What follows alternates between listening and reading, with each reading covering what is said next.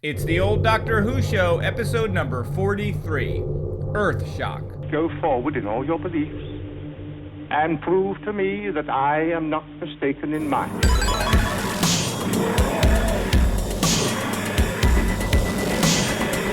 You couldn't control my mind before, and you certainly can't control it now. Would you like a jelly, Toby? The TARDIS, when working properly, is capable of many amazing things. Because the polarity of the neutron flows, the TARDIS would be free of the force field. Well, the TARDIS is more than a machine. It's like a person, you see. Resulting reaction, decided. Are you ready? Welcome back to the old Doctor Who show, your classic tri-weekly Doctor Who review podcast. I am your host, Eric. And I'm your incredibly impressed other host, Dan, because Yeah, Eric got through that in one take. That was good. I mean, That was usually real there's good. 16 before what you find folks here. That's real good. Hey, Eric, how you are doing? I'm doing how are good. you? All right, I guess What? this is just weird, and I hate to bring the show so down, Okay. but I feel like we have to say our hearts are going out to the people of London. I mean, while we man. record this yesterday, there was a terrorist attack, and just before, since the time we recorded our last episode, there were two. Like, there was the Ariana Grande concert in Manchester. Yeah. And listen, we're gonna go on. I'm gonna goof on myself. I'm gonna laugh too much at my own material. But I feel like we probably should say something. It's so depressing. I mean, no one should be made to suffer, the madness of small men, and yet here we are. But we're here to talk about Doctor Who. I didn't mean to hijack it, but it's like it No, happened that's yesterday, and it's true. we have a lot of fans or listeners from London, and also throughout England. So that's it. Dan, that was something to throw right at you. Now let's. I wasn't make ready with for it. Let's I mean, make I was with the thinking about funny, it, but we goofy did- stuff. Yeah, we didn't talk about that, but no, I echo what Eric just said so eloquently there, which again is also a surprise. Yeah, so all right. So let's get into the that upbeat, being said, let's get into the upbeat Earthshock. No, well, do we want to talk about? You wanted to talk I about? wanted to all right, talk guys, about Twin this Peaks. This is where we're going to slip in our alternate podcast right into your feed at the Yeah. top of the It show, won't take where a we long discuss Twin Peaks. I was so excited. Well, obviously, Let's just back up for a second here. Yeah. So obviously, I don't know around the world if this is available everywhere, but they're doing a limited series, limited series continuation of Twin Peaks. So 25, 26 years later now, on Showtime, David Lynch and David Frost. Mark Frost. Mark Frost. Yes. David Lynch and Mark Frost back at the helm and directing the entire thing. So it's completely pure vision, unlike the middle of the second season of the original the Twin middle of the Peaks, where it second just went season, off the rails. Yeah, it goes a little bit off the rails. I mean, Anyway, so David this is Lynch- back. Eric is the super fan of the universe. Right. Yeah, of the show. I am a strong fan. I have been. I mean, that show rewired my brain when I was 15. Yeah. I'm definitely not the same person that I was before seeing that show after. So you're But saying this- you're not the same person that you were 25 years ago? No, I've actually gone. No, my point being, when I was 15, before the pilot aired, I gotcha. versus the next day. I I know. was in early. Like my sister, I have an older sister, and I think people with That older helps. sisters are certain. You develop a certain way. I think if you have a cooler older sister, I was stealing her Smiths albums and her Joy Division albums, and she had a friend who was like way into Eraserhead. Oh, nice. So like he would come over to the house, and I remember because I was very interested in film and I made a lot of video camera movies, but whatever. So he knew I was into film, and he was like, "You gotta watch this show. David Lynch is on TV." And I was like, "Who's David Lynch?" He was like, "Watch it." So I was like already invested the day the pilot, because the pilot aired as a 2-hour movie before the mid-season replacement. I gotta go to pretty. Wow. Go Okay. pretty deep All right. So let's into this. let's move right So along. anyway, my that point said, is, Eric likes it. In the show, there's a line where Laura Palmer says, "I'll see you again in 25 years." Perfect Right. opportunity for them to come back. As Dan said, Mark Frost is writing all of the scripts along with David Lynch. David Lynch is directing it and rewriting as he needs. Yep. So it's there was a lot riding on it. There's a lot of expectation. There was a lot of build-up, especially for me. I'm not kidding. When the show was on, I got, like, my heart started rate, like, as it was coming on, and you saw, like, the red room and and I had to grab my wife's hand like a child. Like, I was like, oh my God, it's happening. Oh my God. So it could have went south. I mean, I love David Lynch. David Lynch could has it never... or did it? Well, yeah, well, we're going to get there. Not to overplay our hands, but maybe we both aren't as excited about the show. Oh, no, I don't know if that's the case. But, okay. So, I loved it. Like, it so was... That's where Eric's coming from. It was... I'm a different kind... One more point. No, do it. It's about just me, as much... It's...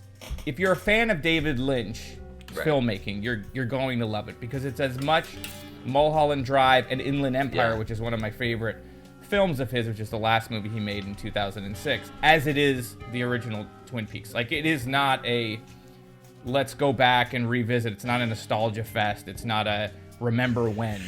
It's this is taking that and looking through it instead of back to it. Like, it's a whole thing that I have not seen anyone else on TV do, which is what made the first show so great. So it is something new. It's not a reboot or a throwback or whatever. Like, go. Right. I know your opinions may vary. Well, no. So just I'm not going to be as long with mine, but I wasn't originally a fan of Twin Peaks. Dan just looked at the clock. He's like, "Oh my God, we're 35 minutes in." How old am I now? So I didn't watch it when it originally aired. Somehow I missed it, and it would have been right up my alley. I guess I just didn't catch it when it started, and I remember all of the country, like, who killed Laura Palmer. It was like the biggest thing ever, that cliffhanger over the summer. I remember all of that. I just hadn't jumped on board. In high school, a friend of mine who was really into it showed me Fire Walk with Me, the prequel movie that came out before. I saw that before I saw any of Twin Peaks, and I loved it. I didn't understand a tenth of what was going on, but visually I loved it. I liked David Lynch a lot. I love surrealism and Dadaism, though that's not really in this. But those things are very huge influences on the taste that I have. So I didn't get that at all. Later on in college, I think they all came out on DVD, and I just plowed straight through them with some friends and absolutely fell in love with it. Even some of the stuff in the kind of flabby middle, when David Lynch kind of walked away to do other things, there was still always great stuff in there. And and the soap opera aspects of it, where it's actually commenting on the form and breaking the rules of the conventions of the form, so that it's just so smart and well done, and influenced everything that came after it. So I'm a huge review of this, because I'm a huge fan of it. So I was also eagerly anticipating the return of the show. I was telling Eric this. We haven't really talked about our opinions so much about this yet, but to me, this is a very pure distillation. It is so incredibly David Lynch. It is entirely his vision. It seems like it's springing fully formed from his subconscious, and I love that stuff. There are so much, the mysteries, the visuals. I love, I said this on this show regarding Doctor Who and Twin Peaks and X-Files. I love myth arc, so I really love the continuing story that builds the world around it. So everything that has to do with the Black Lodge and the history, and even from the opening scene, where it is that scene from the original show where Laura Palmer is saying, "I'll see you again in 25 years. Until then," and then does the little hand thing. I love that. Meanwhile, yeah. Meanwhile. Right, meanwhile. So all that I just absolutely love. There are the only things I don't like about this as much are the things that revisit the old characters. Anything that takes place in Twin Peaks, I could live without. I don't like the direction or the acting choices that Lucy and Andy are doing, and they were two of my favorite characters in the original. They don't feel like people at all, and I get that hyper reality, and it's not supposed to, but they completely turn me off. The thing, Bobby seeing the picture of Laura and just crying, and the music swells with the theme song. It's just, I get it. I know what he's trying to do. I just think the execution is really lacking there. But everything else is amazing. The episode 3, when Cooper has left the Black Lodge. Well, hold on, wait. Don't get too detailed. Okay. Just because I don't want to spoil it for anybody. Okay, that episode. I thought I was tuning into a Doctor You're right. Who podcast. You're right. But that's just an example of what I love about this show, because that entire episode is crazy. It has so much going on. There's visually inventive. The production design is amazing. It does so much with so little, because the world that we're exploring at that point is unlike anything you've ever seen before. So that entire episode is incredibly strong for me. I love that, and to some extent the fourth one as well. And I only think the first 4 have aired. So for me, it's hit or miss. Some of the more grounded stuff I don't like as much, and it's more of the esoteric alternate world stuff that I just absolutely adore, even more so than the original. So I'm very mixed. I love it. I like it all, but that's it. Well, we will leave it there. I will not counterpoint you on some of those things. I would You'll save that for later. That you watch some of the Twin Peaks stuff, Twin Peaks setting stuff again. It may not change your mind. I'm going to. For me, the more I watched it, the more I liked it. But, again, we're 12 minutes in, and I really want to get into Earthshock. Right. But that's fair points on all fronts. All right, should we have anything else? Or are we going to jump into... I have some reviews of some movies that I've seen recently. So I saw this... Just kidding. No, you did... And we've super brief, but you're very much enjoying Class. Oh, yeah, Even maybe more Actually, so than season 10, right? That's I keep forgetting about Class, but then I keep catching up. So I have a couple episodes in a row to watch on BBC America. I like it. It's a different tone, maybe a slightly different audience that they're going for, but I think it's actually stronger right now than some of the current season of Who, with exceptions. I think I actually like the current season of Who with minor quibbles, but I really like Class. So if you're not watching that, well, I'm sure you are. So just watch it. It's great. Anyway, that's it. Well, I'm not watching it. I'm hosting. Well, I know you aren't, because you don't actually like Doctor Who. No, I like Doctor Who. I don't have BBC America, and I don't have a lot of time. Oh, yeah, you have a life and family. Let us know what you think of Class. And honestly, let us know what you think of Twin Peaks, because I'm always willing to talk about that, and perhaps we'll start up another podcast. That's not going to talk happen. about it. Or maybe a special episode where we can just really get into it. Because I have secretly into this. Yeah. We could always drop it into the feed. I have a lot more to say, obviously. I'm sure you do. But yeah, why don't you hit the button and take us into... Where did I put that button? Let's shock the earth with our thoughts on this episode. That was stupid, but hit the button. So please, God, hit the button. Oh, please, Jesus. Whoop, boop, boop.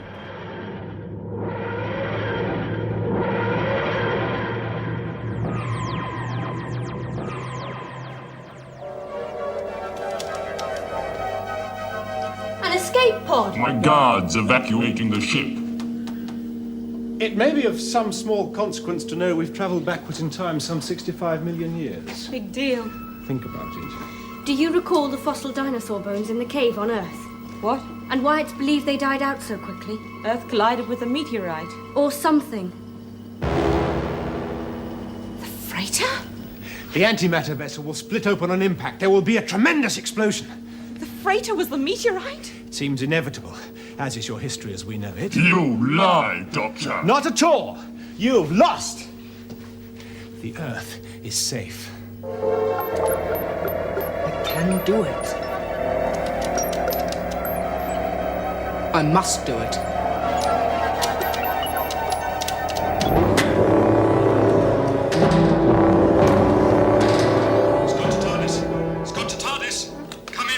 This is the TARDIS. We have Cybermen on board. We managed to escape from the freighter, but Adric's still on board.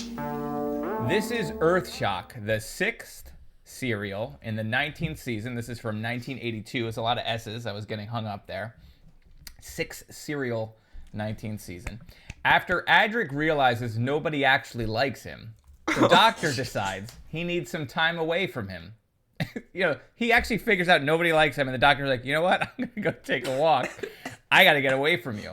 Doesn't do a lot to build up Adric's confidence, I imagine. So the Doctor decides he needs some time away from him and takes a brief stroll underground. Instead of finding a quiet moment to reflect, he finds a team of commandos that are investigating the case of the missing paleontologists. Also a Cybermen plot to destroy the Earth.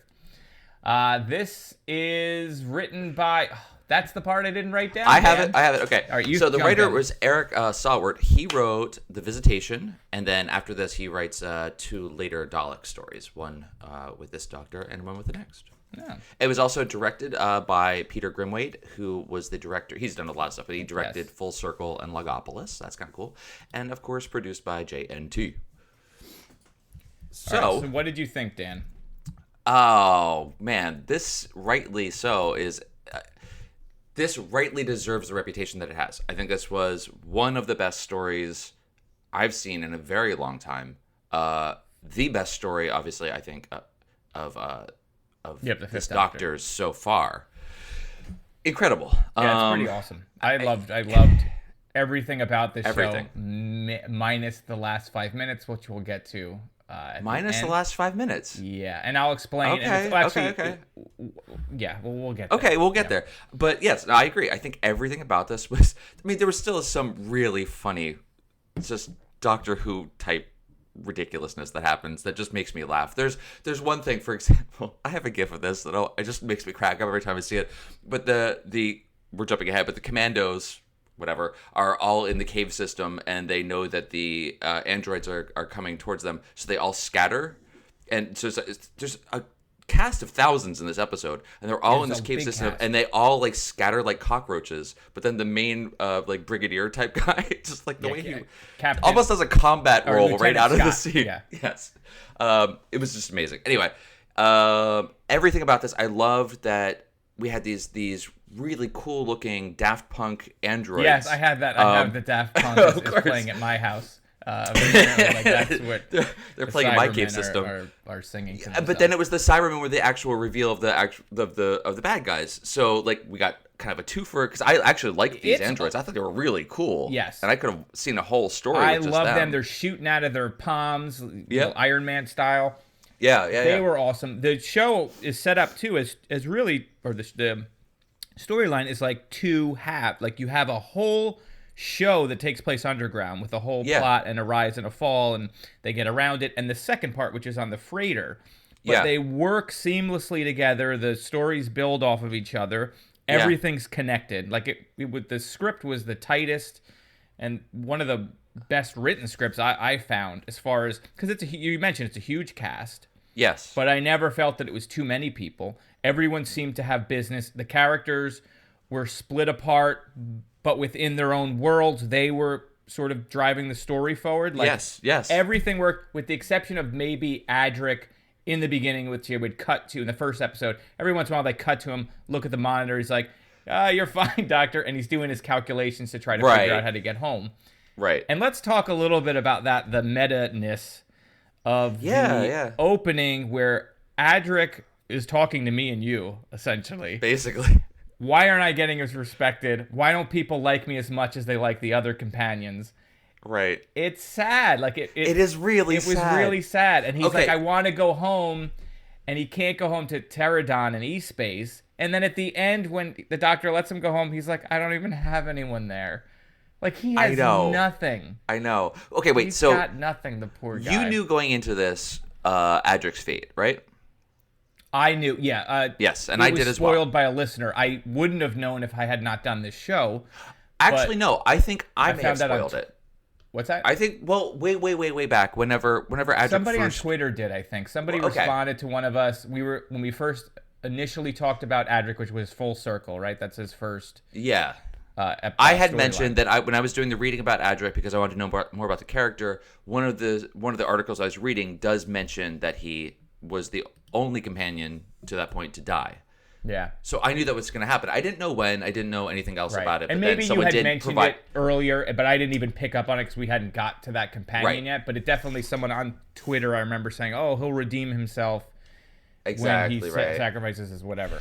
But you know what? It didn't matter. It didn't matter at all. Actually, in a way, I think it made it a lot better. So because it really did allow us, like you said, kind of the meta story that's going on here. He's commenting. I don't know if this is actually the case, but it was our read of it.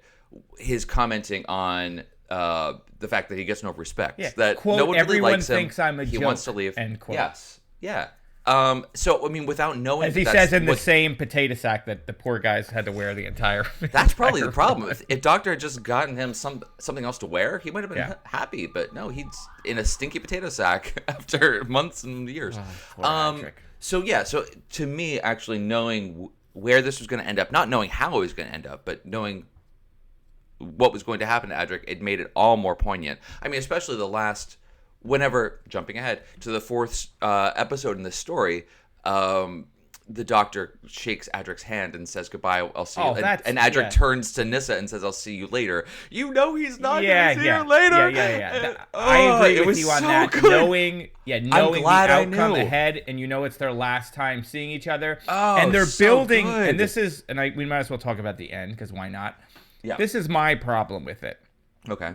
Is they're giving him this amazing send-off, like one of the best send-offs you can have for a companion. Certainly he's heroically sacrificing better, himself. I would say, than Sarah Jane's send-off, which was a slap in the face, which is the only other really big send-off that we got to see. Yeah, this was like building, and he's using his math skills that they built upon to solve the problem. But rather than have any effect, I mean, you have a point where Adric cracks one of the, it's like there's like three levels the logic of circuits, and he cracks one or two of them in order to get them to jump back in time. So he saves the planet, right? Yes. If it had hit during the time that it was supposed to hit, humans would have been wiped out. But instead, he sends it back in time. So at that point, he had saved the world, really. But then it keeps going from that, and you get him trying to beat the computation, and the Cyberman that's hurt shoots, and once the Cyberman shot the computer, I got so pissed because I was like, just give him this. Yeah. Give Adric a chance. Like, one of his last lines is, "I'll never know if I got it right," and then he dies. Well, completely a waste. They could have just. I know they wanted to do it where, it's cool if the freighter is the thing that kills the dinosaurs. Right. But wouldn't it have been better if he had just still crashed the ship into something else, died, but saved the world in doing it, like cracked the code? Well, no, I think he did though. So that's I was reading it, and I'm sure we'll be corrected on this, but he didn't actually divert the disaster that would have happened. Like I was under the impression that if Adric had done nothing and it had hit the Earth, either jumping back in time or in the current year, in 2500 or whatever it was, the Earth would have exploded. It would have just been destroyed. I don't know, like the entire thing. That maybe I'm overstating it, but there would have been much worse. I think that whatever he did up on the engine, the antimatter engine, right? So it's an unstable thing, and it has to keep doing recalculations to maintain its stability, for lack of a better word. Yeah. So that's why it's going to act as a bomb. Exactly. It's going to destroy. So, but I think that. But I don't think it was going to destroy the world the way the bomb was. I think up until the last moment, whenever the Cyberman destroyed the keyboard, I think he was doing calculations, and what he did at the very end is the thing. But he doesn't enter it. No, remember, he figures it out. He goes, "I got it," and before he gets a chance to do it, he's typing it. I don't know. I like to read it. They blow it up, and then he goes, "I don't." He doesn't know if he got it. I don't know if I was right. Meaning, I read it as, I don't know if I was right in the thing I just did. I don't know if the thing I just did is actually going to work. I don't know if the thing I just thought of and couldn't actually accomplish was right. I think he actually got to... I don't think so. I don't think he got to do the task. Okay. I think that's a really, really dark reading. I don't like that at all. So that's I'm going to choose to substitute your reality with my own. That's the way I read it, was he never got a chance to finish the task, and he'll never know if he was right. I hope and not. And that's what made me so mad, because it was like, just give him this. I think he did. And had they given him that... I think it's still bittersweet because he doesn't know if he doesn't know that he saved the Earth. I think that is the bittersweet part of this. But I think he did get to do what he thought. But it still hits the Earth. It still causes the dust to go up and the ice age and kill the dinosaurs. So what do you think he did to save the Earth? Perhaps it was. I don't know what each of the logic circuits was able to do. Because all he was trying to do was change course. And I think perhaps he changed course enough so that it wasn't a Two direct ratings, hit fans, and hit the upper atmosphere or whatever. Let us I don't know necessarily what you think. think. I will rewatch that scene, but I'm almost positive he figures it out and never gets a chance to enter it. I'm not going to rewatch it because I would rather think that Adric actually got to save the Earth before he died. Okay, that's why I said I love this episode so much, except for the last 5 minutes. That's why I don't have a felt problem that he with was it. robbed of a chance to be a true hero and to be a companion that saved not only the Doctor, but saved all of humanity. Which I was like, oh, please. I'm gonna say that he did it. He accomplished it. He's a hero. And let's just note real quick that both of us are arguing over the fact of how much of a hero Adric is after this journey with him. Right. Has he redeemed himself at all? Here's the thing. So someone asked us on Twitter. We can come back to this at the end of the show. We got a lot of responses on this, so thank you guys very much in advance. I never had, as much as you could pull up sound bites of how much I hate Adric, and I've said it 1,000 times. The biggest problem I had with Adric was not the character, but the lack of use of the character. Yeah, he was a 12th wheel at every point in time. He just was never used properly. I think Waterhouse was actually a good actor. I think for what he was given, he did a fine job. The character was never fully developed. The character was actually alternating between being a little sketchy in the beginning because he was kind of doing his own thing for his own ends, and being whiny.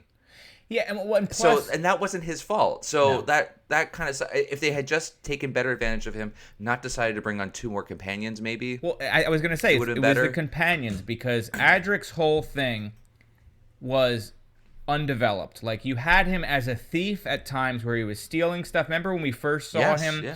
You know, he's stealing food, and then in one of the episodes, he's stealing food and whatever. But he's also this math whiz. I mean, oh God. His little star the Doctor just crumbles to dust before he dies. Okay. Yeah. But then they introduced Nyssa, who's also a genius, who's actually better at everything than Adric. Yeah. So she's the one, like, if she never was brought on, Adric could have done all of the things that Nyssa does, which is sort of figuring out the TARDIS. Maybe he's able to fly it when the Doctor, like, once you had her.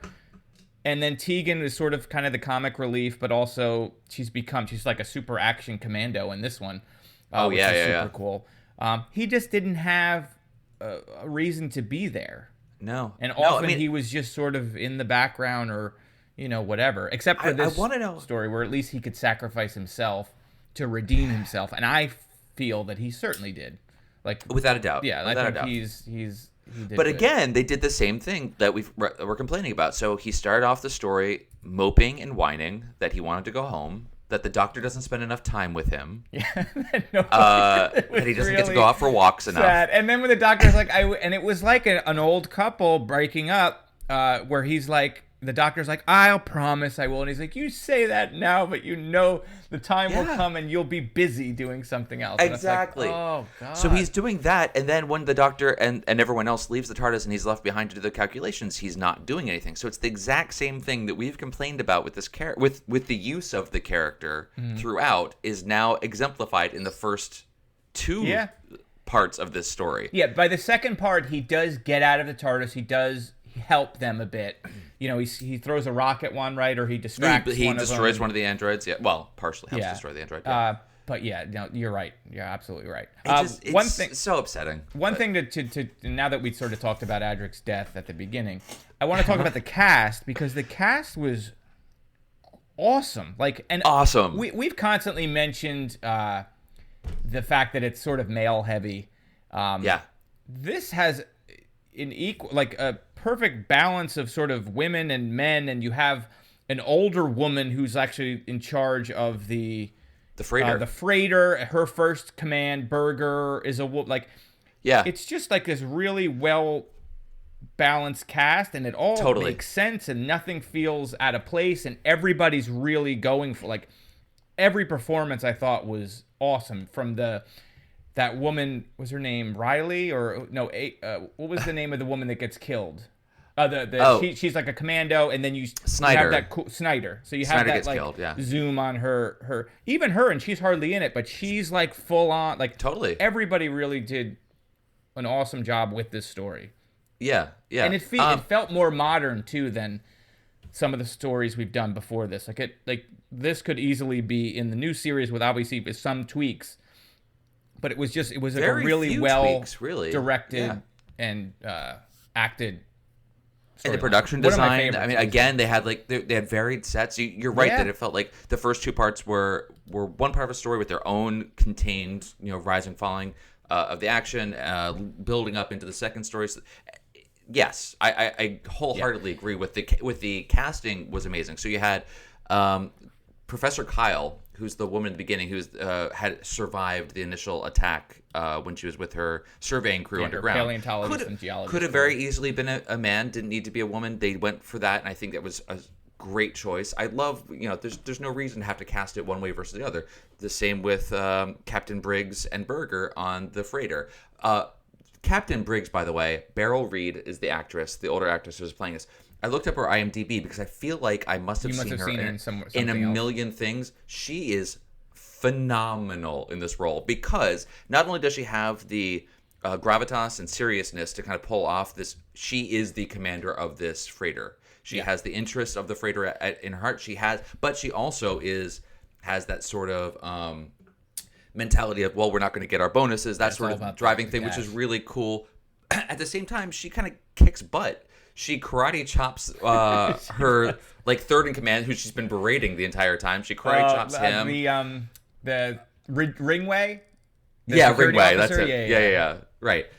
Who she's belittling the entire time. So she's also funny and ironic and dry the whole time through. Like, oh, yeah, why couldn't you just say we caught them? You're so melodramatic. Yes, your lines are so incredible. So I know that everyone that watched this originally knew who she was when this aired, but to me, she's just like she feels like a quintessential character that I must have seen 1,000 times before. But I looked up her IMDb and I didn't really recognize anything. Things that you recognize. She's in everything all the way back to the early 50s or 40s. I just don't recognize. She's fantastic. So was June Bland as Berger. It just felt that's what I mean. I can't think of a bad. Good. Even Lieutenant Scott, the mustache commando. Yes. And his wavering accent that sort of changing as it goes on. Yeah. Even him, sometimes he was a little bit corny or a little stiff, with this thing, but by the end, he sells the whole thing. Did he remind you of the Brigadier? Totally. I mean, I think it's the mustache and the uniform and he was also British. You could have said he was from UNIT, and it totally. Yeah, he would have. It could have very easily. Yeah. But you mentioned the Cybermen's androids. Yes. I want to see more of them because I thought those were the coolest looking. You mentioned Daft Punk. I had Daft Punk in my notes. Daft Punk and unitards. One question I had was, did the Lieutenant Scott ever see the Cybermen and be like, oh, I know who they like? There was never a recognition that I picked up on with the humans when they knew the Cybermen were the enemy. If the Earth has been at war with the Cybermen enough that they're having this huge meeting of all the leaders, they seem more shocked about oh, they're androids. Are they your android?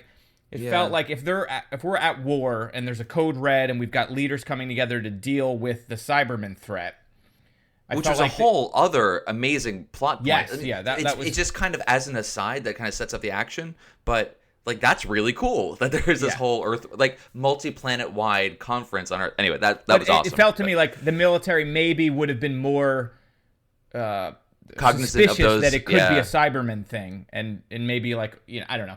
It was a minor thing, but the whole plot, the overall plot with the bomb in the first one, and then now they're gonna switch it up and then use the ship as a bomb, so to speak, that's full of Cybermen, and I guess they're gonna all die, right? It's like a big sacrifice because perhaps, how they get. But he had also thought whenever the crew was escaping, whenever Adric gets left behind, the cyber leader thought that it was some of his crew that was leaving. So maybe that was their plan, was that they were gonna. Right, but they make it out like there's thousands of canisters full of Cybermen, so it's they have escape pods, and you know, I don't know. They're not all I just getting off assumed the that there was ship, but I that guess there was a large. yeah. Yeah, exactly. That there was a larger cyber force that would have come in afterwards. Like they're gonna, or it wouldn't matter because they're gonna blow it all up anyway. So who cares? So such a great use of tension too, like throughout the whole thing. Like it constantly builds, and there's no, like even at the end is just full of these ratcheting tension as far as like them trying to get the locks off the thing while the Cybermen coming up simultaneously. You have the TARDIS thing going on where you know that battle is going on, and it was just so well crafted. It was a really good story. Yeah, beautifully directed. Very intricate story that wasn't. It was intricate but not dense. Sometimes the stories are complicated and you just like I don't quite figure out what happened. I mean, we have our questions with this one, but yeah, I think it was done in a very clear way. Yeah, I didn't have any like too many things where I was confused or thought that the plot maybe had a big hole. Except for Adric at the end, obviously. Yeah, Except well, that I just think was cruel because it was like, okay, well, life stinks and not everybody can be a hero. And this guy got a bad break even at the end because he didn't get a chance to enter the code. There were some other really cool things too. So we got the reveal. What did you think about the reveal of the Cybermen being the baddies at the end of the first episode? Yeah. Did you know? I had no idea Cybermen were in it. Neither did I. So that was really, really cool. We've only done a few stories with the Cybermen. I think we did Tomb of the Cybermen. Was that right? We did Tomb of the Cybermen, and which is the first one that we saw. Revelation. No, that's Revelation of the Daleks. Did we do another Cyberman story? Or did we only do one? I think we may have only done one in this. I mean, we've seen it so much in New Who, so it gets a little blurred in my mind. I like the Cybermen. I do as well. And I like these Cybermen better than the current incarnation of them with delete, which is just a ripoff of. I loved the acting of the Cybermen, like even the Cybermen leaders. Well, that's what I wanted to say. Interesting. Yeah, that's what I wanted to say. So they're in this incarnation of them. They definitely have personalities. I know that they're not supposed to have emotions because there's even a reference to it. Like you wouldn't necessarily understand what this means, but they definitely had personalities and motivations that felt more organic, which is a weird thing to say for Cybermen, but I really liked that about them. Right, and they justify all of their actions, like making them watch the destruction of the planet as sort of like a human type thing of being sadistic or whatever. Yeah. But they justify it by, no, we learned from your reactions, and there's a scene where he sort of attacks Tegan and the doctor goes to defend her, and it makes sense sort of mathematically, I guess, to sort of them wanting to monitor human behavior. Yeah. So they did a really good job, again, at that of adding in the human part, fleshing it out, but also making it work with the thing. And they also shrink wrap themselves, which I guess for always. It's so interesting because that made me think. So I went back and looked at Tomb of the Cybermen when we see them coming out of their Stay Fresh cases, where they're kind of breaking through the plastic. So is that just a thing when Cybermen will go bad if you don't refrigerate them or cover them in plastic? So it's just a fact. You have to saran wrap. What I thought was also kind of cool and out of the blue. When they're trying to piece together who is this guy, this is the beginning of the second episode of the story. Who is this guy that's fighting us? They realize it's the Doctor by looking at the old instances of the Doctor. Yes. So we got to see. Cool. We got to see the first Doctor. We got to see the second Doctor. Yeah, third Doctor never got to fight. No Pertwee because he never battled the Cybermen, which is interesting because I think of them as such a staple. Consistent.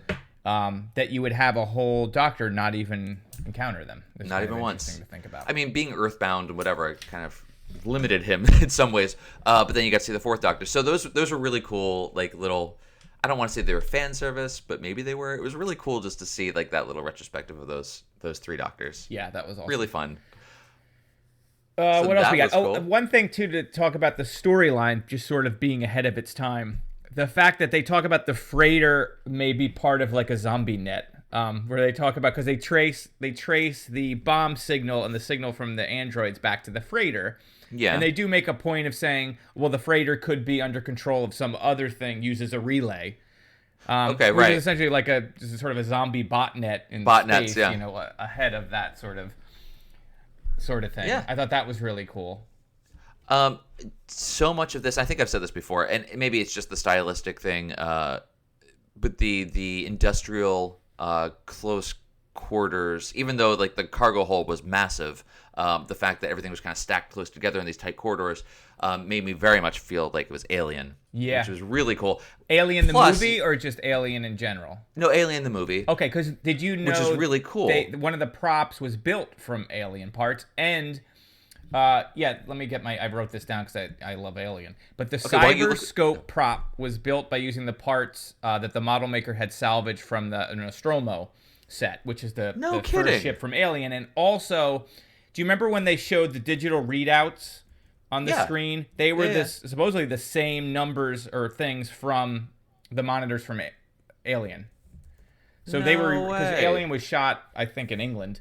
So they were reusing, yes, it was, the props and some of the digital readout things, like those, the numbers that were on the screen with those little blips and stuff, which I thought that's was really cool. Okay, well that's awesome. So it's cool that you brought up that. But what was also even, I'm sorry, just one other thing. The thing that made me think of Alien too. There's a scene. They're all split up, and Tegan is going commando style. She's got a weapon. She's got the jumpsuit on, and she's going from corner to corner, and she is Ripley. Yeah, She's felt full very on Ripley. much like it was Alien. great. Absolutely.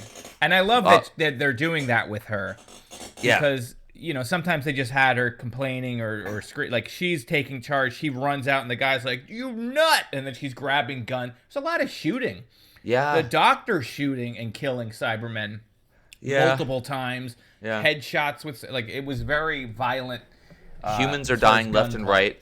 Because you had a cast of thousands, so they could just afford to kill the Marines or whatever they were. I'm guessing the Marines. Yeah, Space that were there, and then the crew on the frigate all gets pretty much wiped out. There is a lot of piled up casualties in this story. There was lots of cool little details too, like the security guy. I'm forgetting his name. Ringway. Yep. When he's sort of looking around, there's monitors behind him, and you see without him seeing the doctor and Adric walking around. There's these little sort of touches that they added. I did capture that one, so we have a gif of that. But he's trying to fix one screen of and they're there, and they're pretty awesome. It was awesome. But to your point too, where you're talking about those corridors, you get this great sense of claustrophobia too, and that you could be lost down there for forever, and it's just such such a cool feeling to do with a minimal set and make it totally I believe that was a giant space freighter. Yeah. We never get an exterior shot of the freighter until the very end, right? No, we do have one early. We do have one earlier. So we see it before we go into it? We do see it, yeah. We do see an earlier one. But, the thing does feel massive and claustrophobic at the same time, which is like the Nostromo as well. It's it's a huge ship, but it's also so that's amazing. I didn't know that stuff about the Alien. That was really cool. Yeah, I found that on I think TARDIS.wiki or somebody had a bunch of bullet points of things I find interesting, and that was one of them. That was cool. What else do we have in this story? I feel like we rolled pretty much a jumped through the whole thing. I loved it. I think we both loved it. Yeah, this is definitely just a great story. Easily in my top Doctor Who stories of all of them. Yeah, by far better than anything we've done with Peter Davison to this point. Yes, I would agree. For some reason, the lieutenant is played by Anthony Weiner in the remake, and he's sending dick pics on the arm calculator he has. I don't know why I wrote that, but I think there was some scene where he's doing a calculation on his thing. But the lieutenant wouldn't be played by Anthony Weiner. Ringway would. I think clearly the security officer, he would have been you're going to remake it. I don't know what I was thinking when I wrote that note. So just do what you want with it. This is a peek inside Eric's head. Yeah. Sometimes I write these notes and I'm like, what? Oh, Adric. Yeah. One of my favorite parts of Adric is when he and the doctor are captured. Yeah. And they're being led by gunpoint. Adric's got his hands up the entire time, and the doctor doesn't. And it's just this weird moment. And it's well, why is only Adric has his hands up? Right. And the doctor's just walking around like nothing. So it's Adric, put your hands down. Right. No. You're right. He doesn't have to do it. You don't have to do it. You poor guy. Yeah. Always, rolling over and showing his belly. That one. Poor Adric.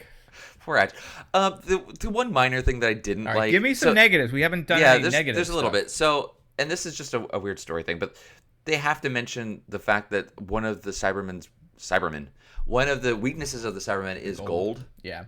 They had to, I mean, just so that he could stab him in the heart with so they could break the only thing they would have of Adric to remember him by. I don't know. I mean, that just felt really unnecessary because so he does that, which kind of staggers the cyber leader a little bit, but then they end up shooting him anyway.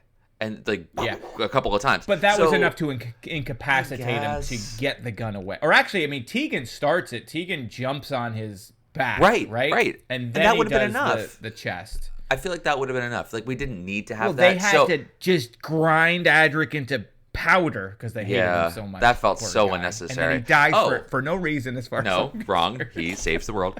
But then they had the shot. So he does crush the little bit of gold that's on the star into the cyber leader's chest. Yeah, and he crushes it and breaks it a lot more than we see at the end. But the reactions. Everyone is on the TARDIS watching what's happening with the frigate.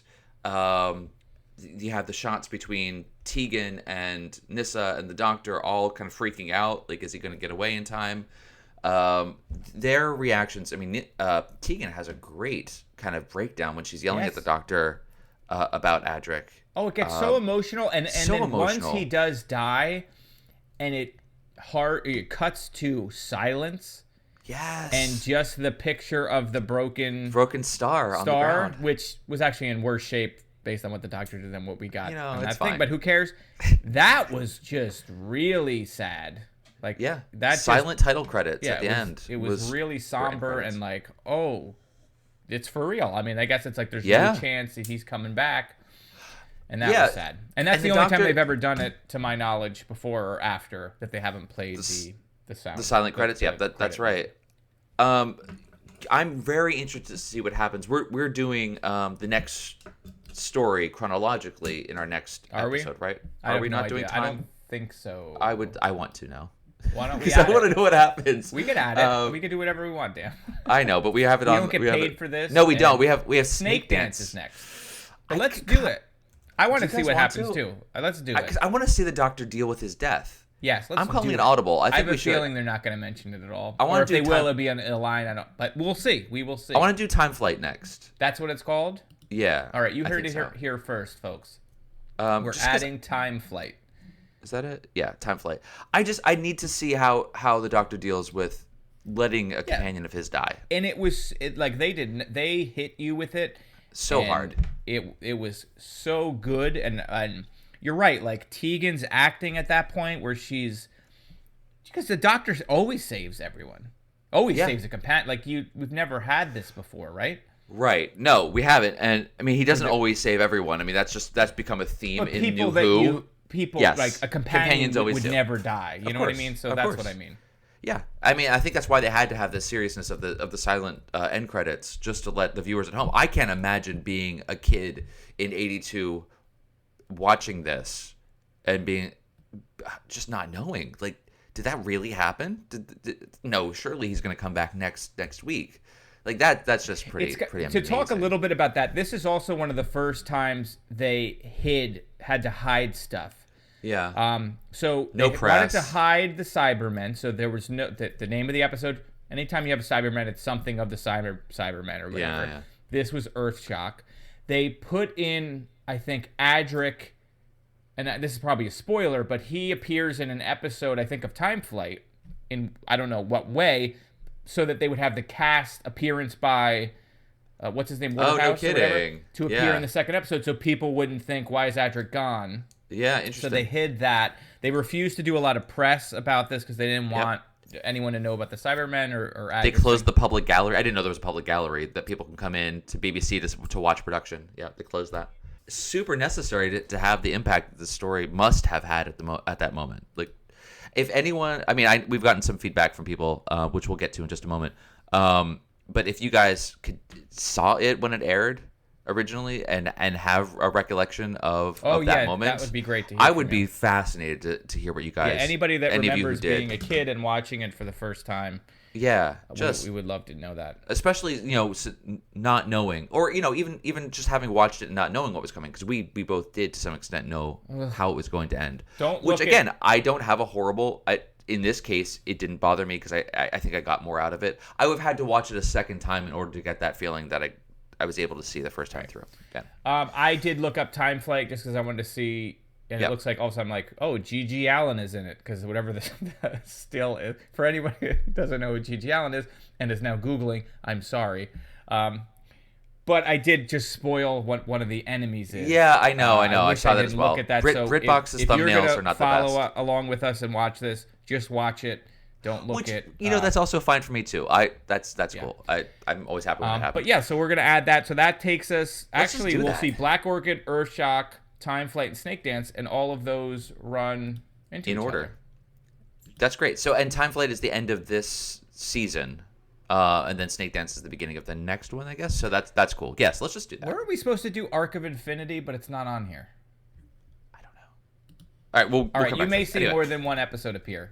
Because Yep. Arc of But Infinity, we'll I think, is definitely supposed to be we'll good, tweet too. about it. We'll put it on the Facebook. We'll put it on the site too. We'll just throw a banner up there so you guys know that's coming up next. All right. Do you have anything else to add? One for weird Earthshock? thing, just a small weird thing. I don't know if this is considered canon at all. Is Big Finish considered canon? Do you know? I don't know. Who cares? I mean, not that As it long as the necessarily story's good. matters. Yeah, but I would say probably not. Okay, because I don't know. There is a note, I think, from TARDIS.Wikia, you guys are the best, which says, while there is no doubt that JNT and his team absolutely intended Adric's unambiguous death, the ending of the story has been materially changed by Big Finish's The Boy That Time Forgot, during which it is revealed that Adric did not die, but went on to live in a bubble universe that the Fifth Doctor accidentally created, before finally crossing back into the normal universe in Victorian London. So that's weird. That kind of interesting. Yeah, weird like to that. do I mean, that doesn't because make he any does. sense. 'Cause why would Matthew we- Waterhouse does continue to do Adric roles on these audio stories, But I would assume they could have those been in take different place time periods. before, right, Exactly. But apparently in this one, so that I don't. Poor Adric, man. I mean, know, he man. just He can't and even then die he's well. even talking about he can go to East Base and be with Romana again. Like, she liked me. You guys don't like me. Right. And then, okay, Adric, I'll take you home. I just wanted to prove a point. I don't have Exactly. any family there. Nobody loves. I have nowhere else to go. I got nowhere else to go. He's got nowhere else to go. So And then sad. he died for no reason. He died saving the world. Okay, so I think that's it for this story. We got a Oh yeah, bunch. we got a bunch. You want to jump into it? Stuff to read. Yeah, we got no a bunch of reviews. stuff. Come on, you monsters! It's not monsters. that hard. We see the subscriber numbers. We see who's going to the site. We know our numbers are going up. Yeah, they are. There's only like Thank you 20 guys. something reviews, You guys are the so best. a lot of you are asleep at the wheel. Get in there, 5-star us. This write is a segment something of the cool, show that we like to funny, call We'll read it. Come on. Eric berates our listeners. Okay, so we have 4 emails. They are a little bit long, which is awesome. We read them all, and I try to respond to them before we get on air. So I'm just going to do excerpts of some of these. Let's see. So, first one we got from Elspeth. She says, "Hello, Eric and Dan. I want to say the old Doctor Who show is my favorite podcast." I just wanted to read that part on the air, so thank you, Elspeth. That makes me super happy. She says, "I've been watching Doctor Who since she was a wee babe, and it absorbed into my core, making me the charmingly savvy, rock and roll, tea-drinking, socially awkward freak that I am today." I like all of that. That is fantastic. I am doing hook 'em horns right now for you. That is super, super awesome. Okay, so she goes on to compliment us more. Thank you very much. Just jumping ahead. I love the gifts. Thank you. I enjoy making them. Dan's So gifts. there are Dan does all of the gifts, and I think that's So we're putting them up probably on the website. strongest part of this podcast. Eric does literally everything else, but I do the gifts.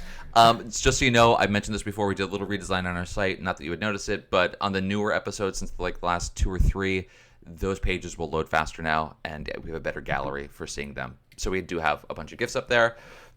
She also loves the appropriate music at the end, especially for Destiny of the Daleks. So that's all Eric, because he does all the cool things. It's possible we will hear. Well, I don't want to say it. Yeah, don't spoil it. Okay. So she goes on to say that she listens to it. She's a busy farmer, listens to it while she's doing things at the house. That's super is cool. awesome. Thank you very much. Okay. Also says that she's not a big New Who fan. I get that. You know, there's a totally different tone between the two eras, and between different showrunners entirely. So I totally get that. Okay. Lastly, because we have a lot here, just some stories maybe to add to your list for whatever reason. Glad we added Inferno. That's cool. Claws of Axos, Terror of the Zygons, Android Invasion, Kinda, skip the twin dilemma because puke. Okay, awesome. We are doing the twin dilemma only because I've heard of how terrible it is. So I think that's going to be fun. We're going to do it. Have to do that. But Terror of the Zygons, didn't we do that? Did we? Yeah. I don't know. Again, like I said, when we record the show, I hit delete on my brain and completely forget everything we've talked about or seen before. We did Terror of the Autons. Maybe we didn't, but keep going. I don't think we have. We probably did. Okay. So you're right. So maybe we should add that. Anyway, she just says thanks, and you guys are awesome. So thank you, Elspeth. She also says, P.S. I'm pissed that I don't know what the "Where's My Robots" thing is from. I feel like we've mentioned revealed this or not. I feel like we have. It is so minor. We're never going to reveal it because there's no way anyone would we're ever not going to tell you that it's Corey it. Haim from the VHS video cassette that I have called Straight Corey to video. Haim, Me, Myself, and I, which I found, by the way, in a Blockbuster in Florida when I was like 22 years old. So imagine a Blockbuster in Florida. I'm 22. I scream at the top of my lungs, "Oh my God, they have it!" And I'm holding it up, and like everybody in the Blockbuster is looking at this grown man holding a cassette of a prepubescent Corey Haim's No, he video. was not prepubescent. This was here's the deal with I that. got, and I bought it. You bought it, of course you did, with pride. Yes, I did. This is and it's Corey amazing. Haim after hitting some of his fame, but then hitting some notoriety too, because he was not doing well at that point. So this was him trying to rehab his.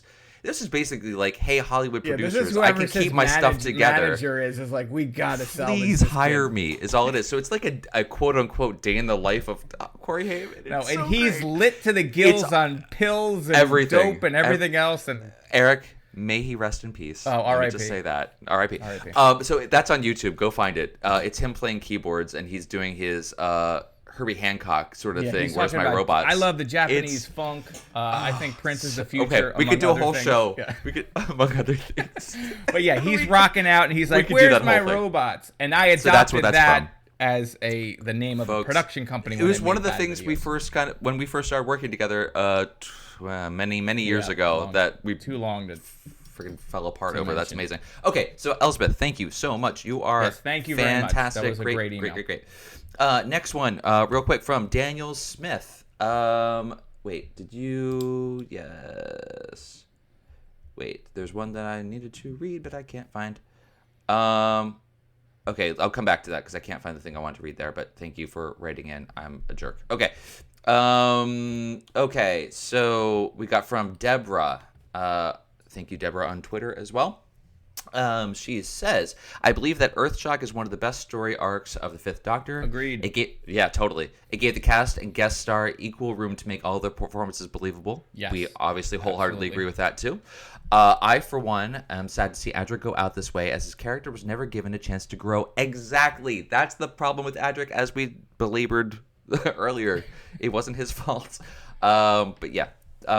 Once the writers had Neeson and Tegan, he became an afterthought, or not even a thought at all. That's just my own editorializing. So Matthew Waterhouse's best performances, one of his best performances was his last one. Totally agree.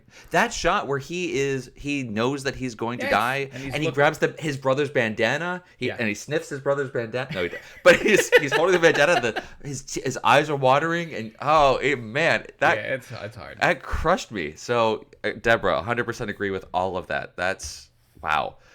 Okay, and then Tim B says, well, there we go.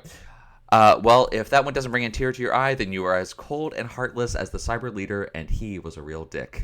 Totally agree. True So true. True on all accounts. All of that. Certainly one of the best Fifth Doctor and the best of all classic Who. Yeah. From what we've seen, from what we've seen and reviewed, which is by nowhere near more than just a survey. Yes, best that we've seen. Acting was great. They certainly went for it. Yes, they did. Effects and sets were strong and not a distraction. I know what you mean by distraction. No, these sets felt believable. The weaponry, the props, the bleeping and blinking lights and everything all felt like they had purpose. I agree.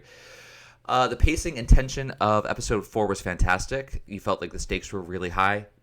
Yep, yes, but I think even in earlier cliffhangers throughout the story, it felt like the stakes were high and lots of tension. So that was cool.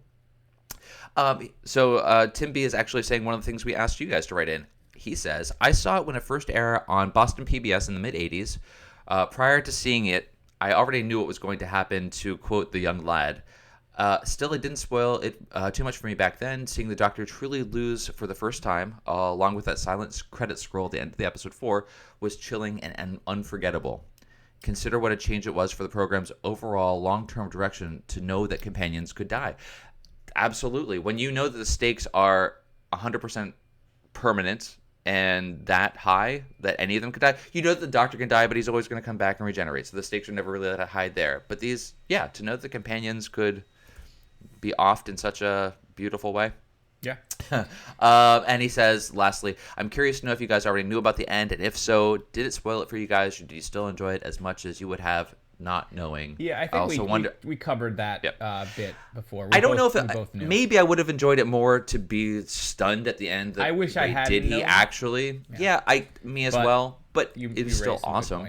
And I also want to just mention with Tim. Tim put in the subject line spoilers in here, right? Yes, contains that's awesome. spoilers. If you could do that. Tim. Here's the thing. I actually am hearing these emails for the first time because I don't want to even if it doesn't say spoilers, I don't even want to take a chance before I watch these shows to read your emails. And it's also kind of interesting to hear them live for the first time and see how we're so close to a lot of these listeners' reactions to it. But please mark spoilers if there's going to be something spoiling in if you're writing it. That does help. All right, so that pretty much covers all of our listener mail. We had no reviews we talked about. We have comments. We did get a little bit on the Twitter, a lot back and forth, which is really nice. But David, I just wanted to mention your post to us. You could tell that they're all really, really upset in this story. And did we spot the crew member who was in the shot in part 3? I went back and looked for it because I didn't notice it at the time. I was too engrossed in the story to look for goofs. But I didn't see that. Yeah, I did not notice it either. Like Dan, I read about it after. I did notice that one of the Cybermen tripping down the cyber leader coming down the stairs, almost wiped out. Yeah. So what is that? They obviously saw that happen. That wasn't a huge thing to set up because everyone was just laying there and there were just like 3 or 4 people coming downstairs. Did the director just be like, that's good enough? Probably. I mean, because time is money. So 1 minute to reset that scene back to 1. Everybody, let's do this. I've seen movies. I know how it works. It's probably a very tight ship, and if you do it again, maybe you don't get the money you wanted the next show. You know what I mean? Like who knows? It's probably. Okay, so maybe that was it. Yeah, who knows? It was weird. But it is pretty obvious, and it's like, okay, there you go, let it go. Then people mentioned you could see certain of the dead people breathing still. I didn't pick up on it either, but I'm sure it's very obvious if you. They were mortally wounded. They were about to die. That's all. We did get a couple comments on the site on the episode page where people are continuing to recommend other stories that we add on. So Invernax, I guess, wrote, "Can you do the Time Monster? I know it isn't a loved episode, but it will make a really funny review. Thank you for having faith in us for being able to be funny." We'll have to go back. I didn't do any research yet, so we'll go back and find Monster, that. If you agree, Time Monster, let us know. Well, if you agree, like Carrie did, Carrie says seconded. I would love to hear your review, and I think it's a really fun episode too. So it's already seconded. There you go. The motion is approved. So we'll add on that as well. That is it for all of our feedback from you folks. A bumper crop of emails and tweets and anything else that we didn't mention. I'm sorry, but keep writing. We really enjoy. Yeah, and if you want to have what you guys add to the show, actually, because your thoughts really help us. Yes, and if you want to add to the show yourself, you can email us at theolddoctorwhoshow@gmail.com. You can contact us on Twitter. Visit our site at theolddoctorwhoshow.com to see our podcast schedule, as well as all the GIFs and other commentary and stuff that we add onto each of the episode pages on the blog. You can tweet at us at TODW Show on the Twitters. Yep. Or on Facebook at TODWS. Facebook.com/TOWS if you want to follow us along there. But you know, email is the best for getting it read on air, because that way it goes to both of us and we have it and it's in one spot. Yep. Keep it brief, people. Keep it brief. Guys, we are going to be adding an extra episode to our podcast. We're going to do more at the end when we finish what we initially decided to do and come back and round and pick up some other doctors and other stories we missed. But we are inserting a new episode to this. I'm very excited about that, to do Time Flight. So get your streaming media devices ready to watch that one for the next one around. Yeah, and Dan has been using BritBox, which you can sign up for a 2-week trial for free. It's very cool. I couldn't find Earthshock on Netflix, so I checked out BritBox. It is pretty cool. It looks great. I thought the quality was good. They should sponsor us and give us free accounts. I'm just if you guys want to rate, tweet at BritBox US and let them know that maybe they should sponsor us. I should do some. You have something? Because I was going to do some plugging. I have to plug myself up. We talked about Gregory's suicide. I gotta put it inside of me. Gregory's Suicide is available now in previews. So if you are a comic book fan and you go to a local comic book shop, you can tell them, order Gregory's Suicide from Dark Horse Comics. It's in previews. Yes. It's in the Dark Horse section of previews. You can have that shipped to your house. Get the one shot. Pre-orders are open on Amazon. And if the one shot Dan mentioned, which Dan likes, he's read. If you want that, you want a free copy of that. It's a 22-page self-contained sort of prologue to the graphic novel that comes out in October. You can go to ericgrissom.com/signup, SIGN-UP. And then you sign up for my newsletter, and you automatically get sent a PDF. And if you sign up for the newsletter, you want to unsubscribe, you can do that. But I'm not going to spam you.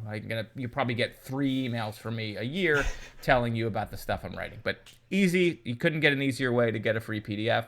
So you can do that. I got a lot of stuff. I came out with the Mark. Yeah. Which I did the Kickstarter for, which is great. We now have a soft cover version. Oh. Which is cheaper. So it's $10. That's on Amazon. There's also a digital version, and if you want a copy, the first person to use this code, if you go to Comixology.com and you put all caps the Mark -6KXS3, if you're the first person to enter that in right now, you get a free copy. Look at that. You should do that. It is you should also pay for the hardcover because it looks awesome. It is the hardcover gorgeous. Came out really nice. It's very big. It's a big, wide hardcover. Soft covers, smaller, but a lot cheaper. So you be the choice. You make the choice. You be the choice. Was that too much plugging? I had a lot of. No, I think it's great. I wish I had things to plug. Guys, I make websites. You should check out some of the websites I make. That's me. There's nothing. So cool. Until next time when we continue this saga of start in Earthshock. I'm really excited that we're going to continue this through. That's really cool. Yeah, so we're going to see the next episode. See that next. Time Flight. So please start watching, and you need to watch by when, Dan? When's the... Oh, you got me there. The next one... I thought you had it open. You didn't have it open. You got to get there by... We don't actually have it listed. Forget it. By the end of June, folks. People. End of June. Forget it. I think it's June 28th, but don't quote me on that. But let's assume it's by June 28th. Yeah.